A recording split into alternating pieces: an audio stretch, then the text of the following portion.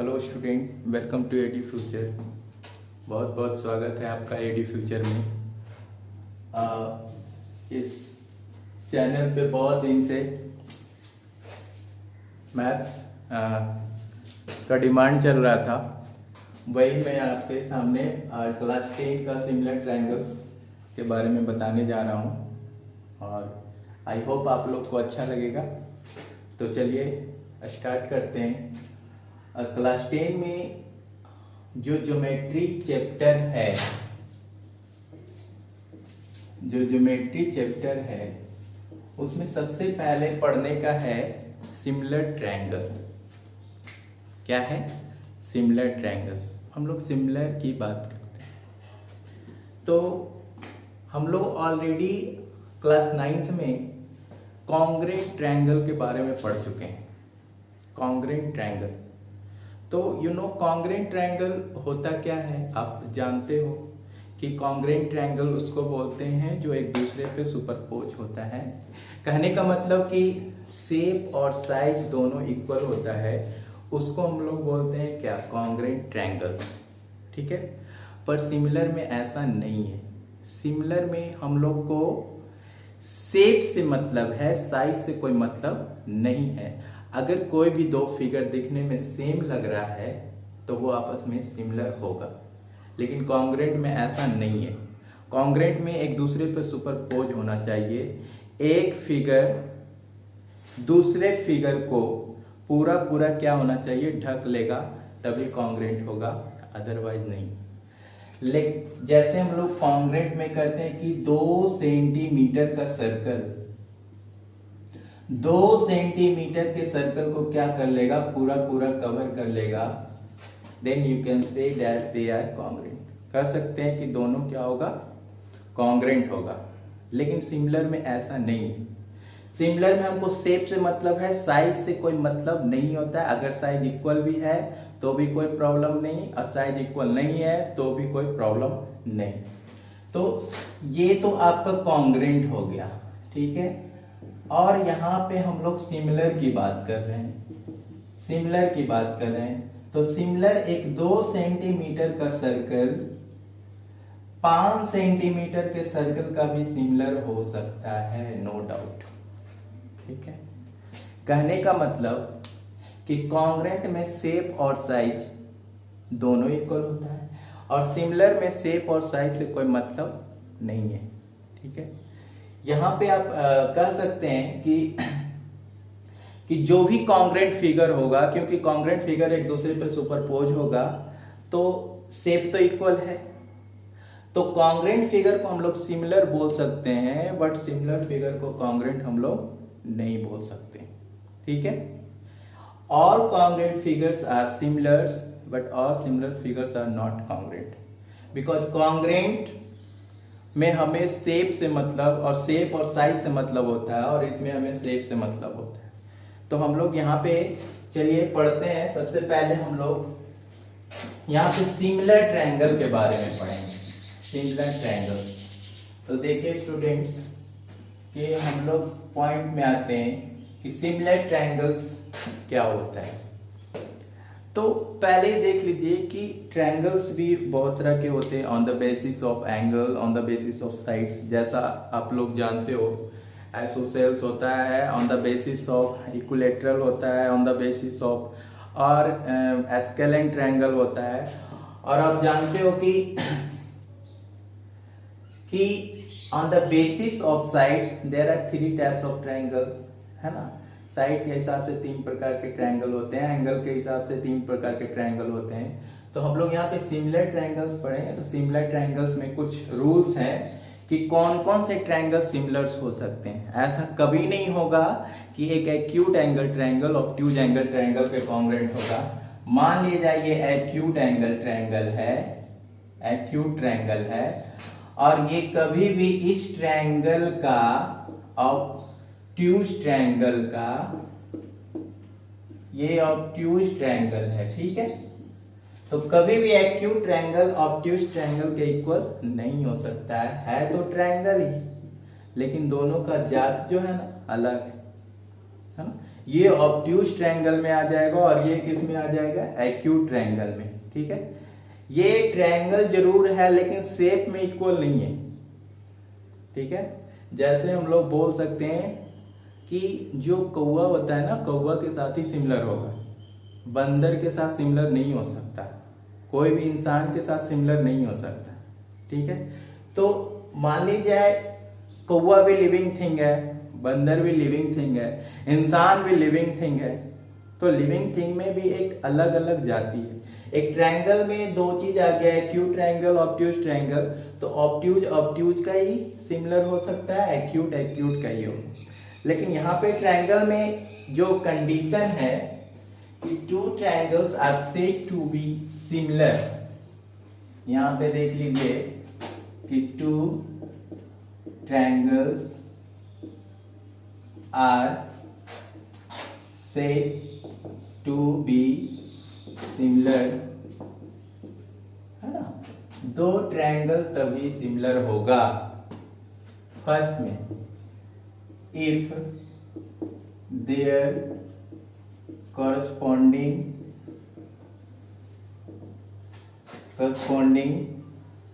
angles are equal, यदि उसका corresponding angles क्या है, इक्वल है। ठीक है, and next one, and there corresponding sides are proportional, their corresponding sides are proportional। ठीक है, मतलब दो ट्रायंगल तभी सिमिलर होगा if there corresponding angles are equal and their corresponding sides are proportional। और एंगल्स इक्वल समझ गए होंगे, अगर एंगल इक्वल रहेगा वो भी कैसा एंगल, corresponding एंगल। ठीक है, और corresponding साइड प्रोपोर्शनल होगा। प्रोपोर्शनल का मतलब समझ गए होंगे स्टूडेंट्स, प्रोपोर्शनल किसको बोलते हैं, है ना। प्रोपोर्शनल जब दो रेशियो है ना सेम होता है ना, जब दो रेशियो सेम होता है उसी को हम लोग क्या बोलते हैं, प्रोपोर्शनल। ठीक है, जैसे हम लोग ये 2/3 और 4/6 ये प्रोपोर्शनल है। ठीक है, दो रेशियो, दोनों का रेशियो सेम है, इसको आप काट के 2/3 लिख सकते हैं ना। तो दो रेशियो प्रोपोर्शनल कब कहलाता है, जब दो रेशियो क्या होता है, इक्वल होता है। ठीक है, तो यहाँ पे प्रोपोर्शनल का मतलब है साइड से प्रोपोर्शनल। देखिए हम लोग को कॉन्ग्रेंट में एंगल इक्वल करना पड़ता है और साथ में साइड भी इक्वल करना पड़ता है। ठीक है, लेकिन यहाँ पे हम लोग को इक्वल से मतलब नहीं है, एंगल्स इक्वल होना चाहिए, वो भी कैसा एंगल, कोरस्पॉन्डिंग एंगल्स, और साइड क्या होना चाहिए, प्रोपोर्शनल होना चाहिए। ठीक है, एक चीज है कि जब आप कॉन्ग्रेंट पढ़ते हो तो ये डबल हॉरिजॉन्टल लाइन के ऊपर ऐसे हम लोग लिखते हैं, ये कॉन्ग्रेंट का सिंबल है, और बस इसको हटा दिया जाए तो इसको बोलते हैं सिमिलर का सिंबल। ठीक है, ये सिमिलर का सिंबल है। ठीक है, सिमिलर। ठीक है, यहाँ पे देख लीजिए कि हम लोग मान लिया जाए कि एक ट्रायंगल है ABC और एक ट्रायंगल है DEF। अगर किसी ने बोल दिया कि ट्रायंगल ABC सिमिलर है ट्रायंगल DEF का, इसका मतलब समझिए स्टूडेंट्स कि ABC सिमिलर है ट्रायंगल DEF का, इसका मतलब हो गया कि एंगल A जो होगा D के इक्वल, एंगल B जो होगा E के इक्वल, एंड एंगल C जो होगा F के इक्वल होगा।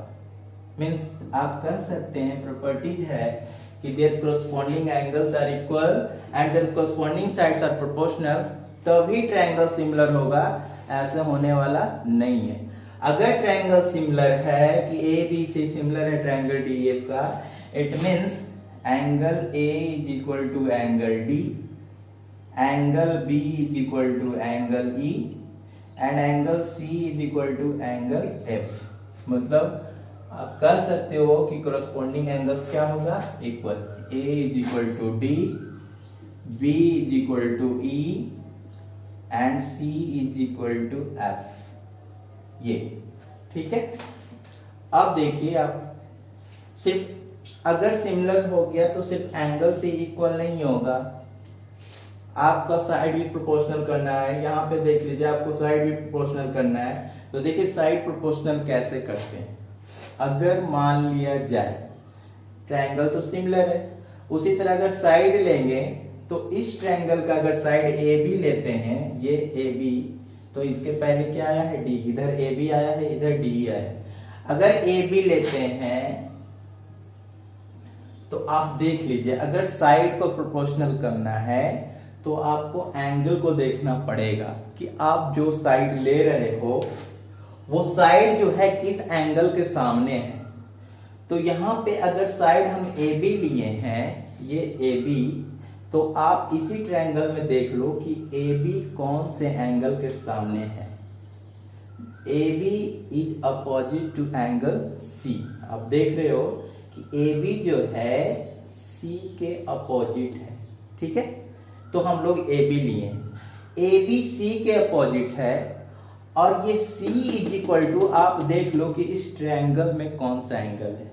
तो C इज इक्वल टू इस ट्रायंगल में एंगल है, उसका नाम है F, यहाँ भी लिख दिए हैं angle C is equal to F।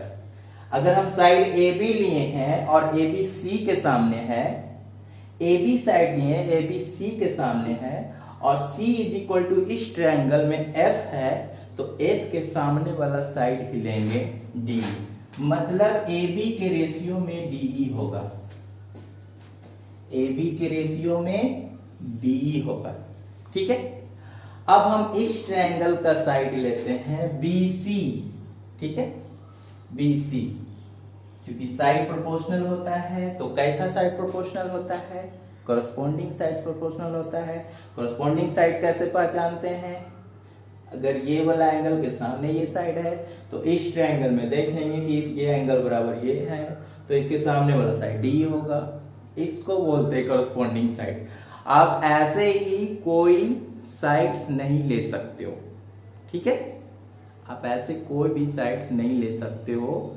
आपको जब भी अगर साइड लेना है बच्चों, तो यहाँ पे साइड लेना है तो हमेशा आप एंगल को देखिए। अगर एंगल को रिकॉग्नाइज कर देंगे तो साइड को प्रोपोर्शनल करने में बहुत आसान हो जाएगा, ठीक है। तो ए बी है सी के सामने और सी इज इक्वल टू है एफ, तो एफ के सामने डी लिए, ठीक है। तो बी सी अपॉन क्या है डी। चलिए एक साइड और बच गया है ए सी, तो देख लीजिए हम लोग एक साइड लिए हैं क्या ए सी, और ए सी देख लीजिए कौन सा एंगल के सामने है बी के सामने, और B इज इक्वल टू इस ट्रायंगल में कौन है E, तो E के सामने कौन सा साइड होगा जी, यहाँ पे देख लो DF, ये हो गया प्रोपोर्शनल, ठीक है, ये हो गया प्रोपोर्शनल, ठीक है। AB by D, BC by, यहाँ सॉरी यहाँ पे बच्चों BC बाई EF, ठीक है, BC by EF and AC by DF, ठीक है। फिर से देख लीजिए ए बी है एंगल सी के सामने और सी इज इक्वल टू इस ट्रायंगल में एफ है, तो एफ के सामने कौन सा साइड होगा डी, तो हम लोग प्रोपोर्शनल साइड लेंगे ए बी अपॉन डी, ठीक है। इसका एक साइड लेते हैं, उसका एक साइड लेते हैं, है ना, और दोनों को रेशियो में लिखते हैं, ठीक है। फिर इसका एक साइड लिए कौन सा बी सी, तो बी सी है ए के सामने और ए इज इक्वल टू कौन सा है डी, तो डी के सामने कौन सा साइड होगा बच्चों यहाँ पे EF, तो BC अपॉन क्या हो गया EF, ठीक है। अब यहाँ पे इस ट्रायंगल का हम लोग साइड लिए AC, तो AC देख लीजिए AC है B के सामने और B इज इक्वल टू इस ट्रायंगल में E, तो AC के सामने कौन सा, AC के रेशियो में कौन सा साइड लेंगे DF, देन AC अपॉन। अब आप समझ गए होंगे कि कैसे हम लोग लेते। चलिए ठीक है, हम लोग एक एग्जाम्पल दे के बताते हैं। चलिए इसको इरेज करते हैं और भी क्लियर हो जाएगा। अभी हम लोग थ्योरम में नहीं आए हैं, थ्योरम में इसके बाद हम लोग इसके नेक्स्ट लेक्चर में हम आप लोग को बताएंगे थ्योरम, लेकिन जो बेसिक चीज है वो मैं आपको बता दे रहा हूँ। यहाँ पे देख लीजिए कि फिर से एक ट्रायंगल लेते हैं, उसका नाम देते हैं ABC, और यहाँ पे देते हैं डी ई एफ। ठीक है, अब देख लीजिए कि हमको साइड प्रोपोर्शनल करना है ना। मेन जो प्रॉब्लम होता है सिमिलरिटी में, वो आपको साइड प्रोपोर्शनल करने के लिए आना चाहिए। अगर आप साइड प्रोपोर्शनल करने के लिए सीख गए हैं, देन आपका ज्योमेट्री है ना, ज्योमेट्री में जो ट्रायंगल क्लास 10 का चैप्टर है वो बहुत ही आसान हो जाएगा। मेन प्रोपोर्शनल करने आना चाहिए। मान लीजिए लेते हैं हम लोग a इज इक्वल टू यहाँ 50 डिग्री, और ये लेते हैं कितना, ये ले लीजिए आप 70, ठीक है, और ये ले लीजिए आप 60 डिग्री। ठीक है, यहाँ पे देख लीजिए 7 5 12 है ना, 60, ठीक है, 180 हो जाएगा ना। यहाँ पे 60 डिग्री, 50 डिग्री, 110 डिग्री, 110 डिग्री और 70 डिग्री 180 डिग्री हो जाएगा, है ना। एंगल भी उसी हिसाब से लेना है, खुद से कुछ भी ले सकते हैं। ये तो हम बताने के लिए, समझाने के लिए कर रहे हैं, because you know that sum of the angles of a triangle is 180। ठीक है, उसी के रिस्पेक्ट में यहाँ भी आप ले सकते हैं। मान लीजिए ये 70 है और ये 60 है और ये 50 है। ठीक है, तो यहाँ पे आप एंगल्स तो इक्वल है, यहाँ पे आप कह सकते हो, यहाँ पे अगर सिमिलर करना होगा, एंगल्स तो इक्वल है, नो डाउट सिमिलर होगा, तो हम लोग इसको ऐसे लिखेंगे। अगर लिखना है triangle A B C similar होगा, ट्रायंगल ए बी सी आया है तो ए है कितना 50, तो 50 ये लिखेंगे पहले एफ। ठीक है, फिर ए बी सी, फिर 70 आया है तो कौन सा लिखेंगे डी, एफ डी, और फिर सी है यहाँ पे तो सी यहाँ पे क्या हो जाएगा ई। ठीक है, आप ऐसे भी लिख सकते हो, एंगल भी मिलना चाहिए। A is equal to F, B is equal to D and C is equal to F. अब यहाँ पे देख लीजिए, आप आसानी से प्रोपोर्शनल कर सकते हो। यहाँ पे अगर साइड लिए हो ए बी, ठीक है, ए बी, तो आप ए बी देख लो कौन से एंगल के सामने है, तो ए बी है 60 डिग्री के सामने। ए बी किसके सामने है 60 डिग्री के सामने ए बी।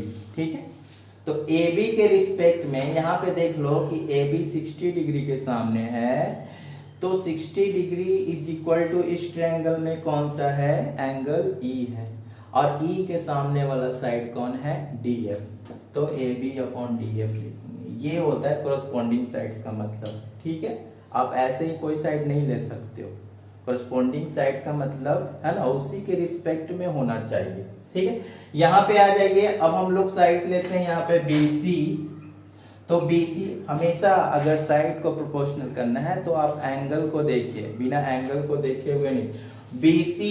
BC देख लीजिए कौन से एंगल के सामने है, 50 डिग्री के सामने, और 50 डिग्री इज इक्वल टू इस ट्रायंगल में कौन है ये। ठीक है, ये 50 डिग्री के सामने BC है, 50 डिग्री इज इक्वल टू ये है, तो इसके सामने वाला साइड क्या हो जाएगा जी D, BC अपॉन क्या D।